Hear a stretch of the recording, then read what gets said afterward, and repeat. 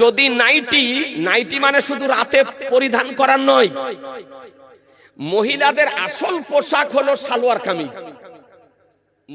মুসলিম মহিলাদের আসল পোশাক সালোয়ার কামিজ।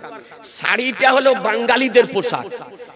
এই বাঙালি মহিলাদের দেখা দেখি আমাদেরও মা বোনেরা শাড়ি আপনার পরতে আরম্ভ করেছে। তবে শাড়িতে শরীরটা আবৃত হয় না, শরীরটা ঢেকে থাকে না।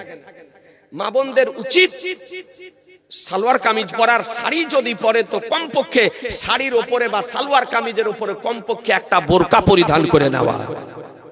জি, ঈদে যা হলো হলো, ঈদুল ফিতরে, ঈদুল আজহাতে আপনাদেরকে বলবো নতুন শাড়ি না দিয়ে প্রত্যেকে আপন আপন স্ত্রীকে মেয়েকে একটি করে বোরকা কিনে দিবেন। বলুন ইনশাআল্লাহ 1200-1400 টাকার মধ্যে পাবেন। বহু কোয়ালিটির আপনার বোরকা বেরিয়েছে, শরীরটা আবৃত হয়ে থাকবে। মহিলাদের শরীরকে আবৃত করে রাখা ফরজ, মস্তক থেকে নিয়ে পা পর্যন্ত ঢেকে রাখা ফরজ। এই জন্য একটি করে বোরকা মেয়েদেরকে কিনে দিবেন। বলুন ইনশাআল্লাহ। এই জোরে বলেন না ইনশাআল্লাহ। মা বোনদেরকে বলো, মা ঈদুল আজহাতে বকরা ঈদে শাড়ি নিবেন না, একটা করে সকলে বোরকা কিনে নেবেন। বাড়ি থেকে বের হবেন, পরিধান করে আপনি বাজারে বের হলেন বা ডাক্তারখানা গেলেন, শরীর আবৃত হয়ে থাকবে।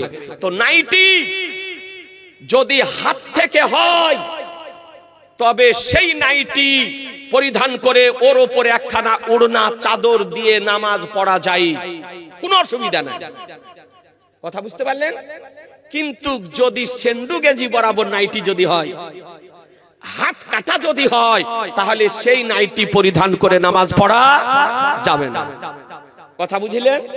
আপনারাকেও জানতে হবে আর মা বোনদেরকেও জানতে হবে। অনেক রাস্তাঘাটে দেখছি দোকানে আপনার নাইটি ঝুলছে সেন্ডু গেঞ্জি বরাবর। ওই রকম সেন্ডু গেঞ্জি বরাবর নাইটি নয়, নাইটি হতে হবে হাত থেকে, হাতের কবজির ওপর থেকে আপনি নাইটি পরিধান করবেন। রাতে পরুন, দিনে পরুন, আর ওই নাইটির উপরে আপনি একটা চাদর ওড়না শরীরে দিয়ে আপনি নামাজ যদি পড়েন, তাতে আপনার কোনো অসুবিধা নেই, নামাজ হয়ে যাবে। কথা বুঝতে পারলেন ব্রাদার? আর মা বোন যারা সালোয়ার কামিজ পরছেন তারা শাড়ি পরা অভ্যাস করেন না, সালোয়ার কামিজ পরেন। এতে শরীরটা সবসময় আবৃত হয়ে থাকে, নাকি বলছেন? হ্যাঁ, এই জন্য যারা বয়স্ক মহিলা যাদের শাড়ি পরে পরে অভ্যাস হয়ে গেছে, ওরা তো আর পরতে পারবে না।